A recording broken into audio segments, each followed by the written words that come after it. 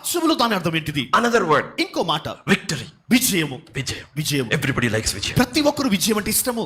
Everybody is fighting for vijay. ప్రతి ఒక్కరు కూడా విజయం కొరకు పోరాడుతున్నారు. What does vijayam mean in the world? లోకములో విజయం యొక్క అర్థం ఏంటిది?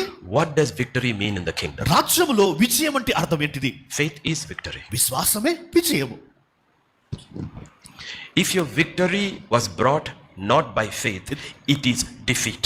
నీ విజయము విశ్వాసము ద్వారా కలగలేదంటే అది ఓటమియే.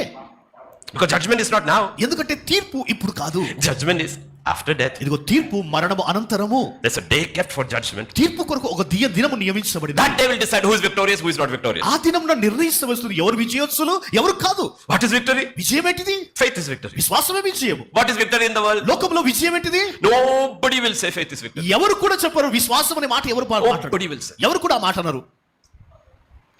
We have to change the way we think. మనం ఆలోచించే విధానం మార్చుకోవాలా? Because కారణము some of you, మీలో ఉన్న కొంతమంది, many of you, మీలో ఉన్న అనేకులు are very depressed, ఎంతో కృంగిపోయిన వారు, very discouraged, నిరుత్సాహంతో కృంగిపోయిన because you వారు. don't get meaning right. ఎందుకంటే ఆ అర్థాన్ని సరిగా అర్థం You చేసుకోవాలి. look at people, ప్రజలను మీరు చూసి so much money, ఎంతో డబ్బు ఉంది, but you don't value your faith. అయితే నీ విశ్వాసాన్ని నీవు వెలగా ఎంచవు. నీవు You have faith, నీకు విశ్వాసం ఉంది, they have money, వారికి డబ్బులుంది, but faith is victory. అయితే విశ్వాసం విజయం ఉంటుంది. Yeah, God doesn't give money, దేవుడు నీకు డబ్బులు ఇవ్వడు, He gives faith. నీకు విశ్వాసాన్ని దేవుడు ఇస్తాడు. When He sent His Son, ఆయన కుమారుని ఆయన He పంపించినప్పుడు didn't give Him money, ఆయన డబ్బు ఇవ్వలేదు ఆయనకి, He gave Him faith. ఆయన విశ్వాసాన్ని ఇచ్చాడు.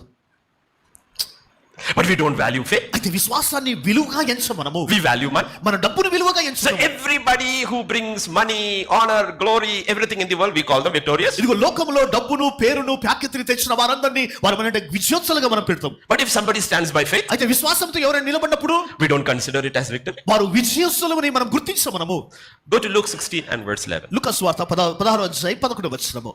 కాబట్టి మీరు అన్యాయపు సిరి విషయంలో నమ్మకంగా ఉండని ఎడల సత్యమైన ధనమును ఎవరు మీ వశము చేయును? So there is something called satyamaina dhanam. ఇదిగో సత్యమనే ధనం అనే మాట ఉంటుంది. This is false riches. ఇది ఆ అబద్ధమైన ధనము. This is true riches. ఇది నిజమైన సిరి. So if money is false riches, ఒకవేళ డబ్బు అబద్ధమైన సిరి అయితే what is true riches? నిజమైన సిరి అంటే Faith. విశ్వాసమే. So who is rich? కనుక ఎవరు ధనవంతులు? The fellow with lots of false money. ఇదిగో sorry, The fellow with lots of false money, ఇదిగో అనేక డబ్బులు కలిగిన వ్యక్తి, or the man with faith. లేదా కేవలం విశ్వాసం మాత్రం కలిగిన వ్యక్తి. So who was rich? ఎవరు ధనవంతులు? The rich man or Lazarus? లాజరా లేదా ధనవంతుడా?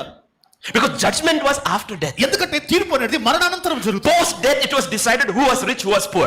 మరణ అనంతరమే ఎవరు ధనవంతులు ఎవరు పేదవాళ్ళు అనేది గుర్తించబడుతుంది. So when death came, కనుక మరణము సంభవించి poor man became rich, ఇదిగో పేదవాడు ధనవంతుడిగా rich man చేయబడ్డాడు, became poor. ధనవంతుడు పేదవాడిగా One చేయబడ్డాడు. had money, ఇదిగో డబ్బు కలిగిన other had faith. తక్కిన వారు ఇవి వేరే See, until our value system changes. చూడండి, మన యొక్క విలువగా ఎంచే విధానము మారని ఎడల, That's why the Bible says, don't conform to the pattern of the world, అందుకొరకే వాక్యం ఏమంటుంది, ఈ లోక మర్యాదలను అనుసరింపక but by the renewing of your mind. ఇదిగో నీ మనస్సును నూతన పరచ